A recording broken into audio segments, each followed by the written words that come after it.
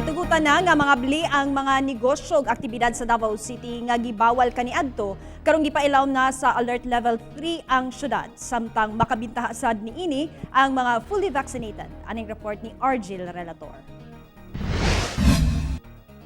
Gipailaw na sa National IATF sa alert level 3 ang Davao City.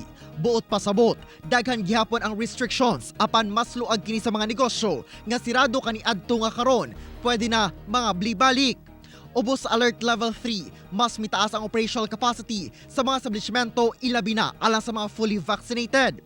30% capacity sa indoor o 50% capacity alang sa outdoor, sama sa meetings, incentives, conferences and exhibitions, wedding receptions, tourist attractions, sama sa museums, plaza o public gardens, amusement o theme parks, ug cinemas o movie houses.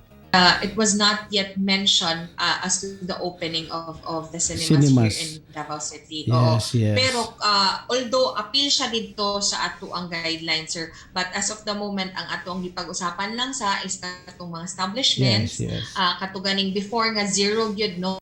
Samang capacity sabang alang sa limited face-to-face classes sa tertiary education, in-person religious gathering sama sa haya, licensure or entrance examinations o dine-in services sa mga kan-anan, personal care establishments sama sa barbershop o salon, fitness studios, gym o uban venues alang sa non-contact sports o film, music o TV production.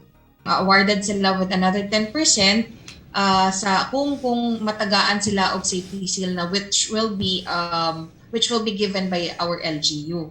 So dili po na siya basta-basta makuha, sir. Kinahanglan po na fully followed nila ang safety protocols, ang health and safety protocols.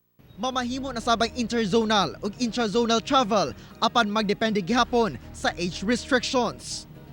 Kauban si Leo Arcajes sa kamera. Ako si Argil Relator para sa One Mindanao.